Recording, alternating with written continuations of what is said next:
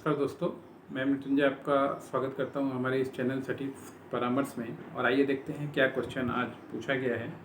ये क्वेश्चन आया है काजल जी के तरफ से और इन्होंने पूछा है, हेलो सर, मुझे कोरिया से टॉयज़ मंगाने हैं तो कैसे मंगाऊं। तो ऐसा बहुत सारा क्वेश्चन आप लोगों के पास भी आता होगा, एक्सपोर्ट इंपोर्ट से रिलेटेड, या आपके मन में भी आता होगा, तो आप लोग पूछ सकते हैं।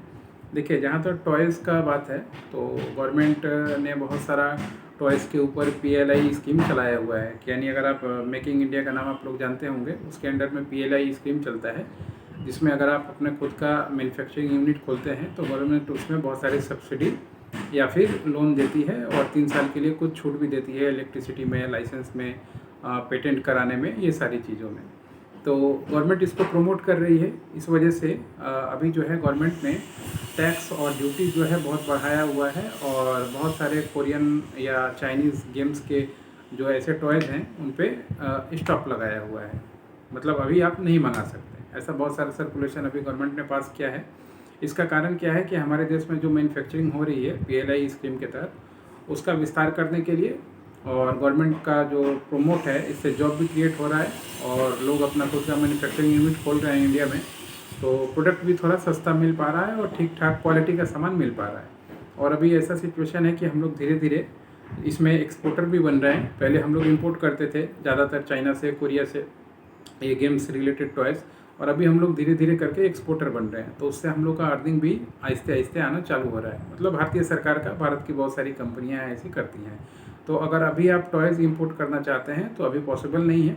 वैसे बता दूं, अगर मान लीजिए बाद में कभी गवर्नमेंट अगर इस पर डिसीजन ले और बोले कि हाँ आप कर सकते हैं टॉयज़ इंपोर्ट, या कुछ कंडीशन लगाए, तो अलग बात है। उस समय आपके पास क्या क्या डॉक्यूमेंटेशन होना चाहिए।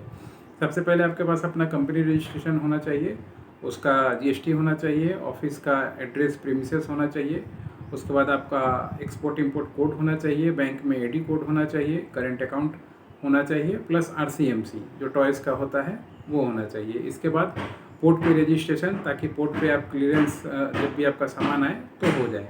इतनी सारी चीज़ें आपको चाहिए होता है। उसके बाद फिर जाके आप एक्सपोर्ट इंपोर्ट का काम कर सकते हैं और अपना ऑर्डर दे सकते हैं। जैसे मान लीजिए आपने कोरिया बताया, तो कोरिया की किसी कंपनी से टाई अप करके या किसी ट्रेडर से टाई अप कर सकते हैं, ताकि मान लीजिए आप जो उसको ऑर्डर दें तो आपके डॉक्यूमेंट्स के आधार पे वो आपको जो सामान है, टॉयज़ है, वो इंडिया में एक्सपोर्ट कर पाए वो अपने देश से, और आप इंपोर्ट करा के उसका प्राइसिंग वगैरह रख के अच्छे से पैकिंग करके अपना बिजनेस और मुनाफा जो है वो कर पाएँ। इस तरीके से जो होता है वो टॉयज़ का जो इंपोर्ट होता है वो होता है। मगर अभी गवर्नमेंट ने उसको स्टॉप किया हुआ है, तो अभी आप प्रेजेंट में नहीं कर सकते हैं।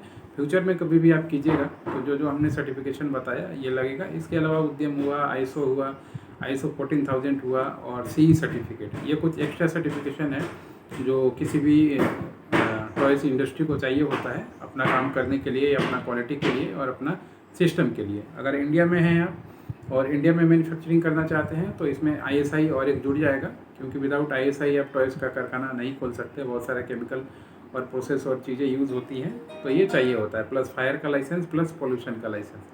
तो ये पूरा हमने एक सिस्टम ही बता दिया कि किस तरीके से आप PLI के थ्रू मैन्युफैक्चरिंग कर सकते हैं टॉयज़, या इंपोर्ट जब कीजिएगा, जब गवर्नमेंट अलाउ करेगा तो क्या क्या आपको डॉक्यूमेंटेशन लगेगा, ये सारा हमने बता दिया। तो आशा करता हूँ काजल जी आपके सवाल का हमने जवाब दे दिया। और भी ऐसे बहुत सारे लोग हैं जिनके मन में ये सवाल होगा, उनका भी जवाब हम लोगों ने देने का कोशिश किया है। आपका भी ऐसा कुछ यूनिक क्वेश्चन है तो कमेंट्स में आप छोड़ सकते हैं, उसके ऊपर हम लोगों को लगेगा कि ये क्वेश्चन के माध्यम से बहुत से लोगों को डील किया जा सकता है, तो हम लोग उस पर वीडियोज़ बना के आप लोगों के लिए देंगे और आप लोग फिर अपना बिजनेस स्टार्ट कर सकते हैं। अगर मान लीजिए आपको लाइसेंस का काम हो, ISI का लाइसेंस बनवाना हो, BIS का रजिस्ट्रेशन करवाना हो, एक्सपोर्ट इंपोर्ट का कोड करवाना हो, उद्यम करवाना हो, कंपनी बनवाना हो, तो हमारा पूरा टीम है दिल्ली में, कोलकाता में और पटना में। ये 3 जगह से हम लोग अभी ऑपरेट करते हैं इन सारी चीज़ों को। तीनों जगह पे आप लोग चाहें तो मीटिंग भी कर सकते हैं, ऑफिस में भी मीटिंग कर सकते हैं, ऑनलाइन भी मीटिंग कर सकते हैं, ऑफलाइन भी मीटिंग कर सकते हैं।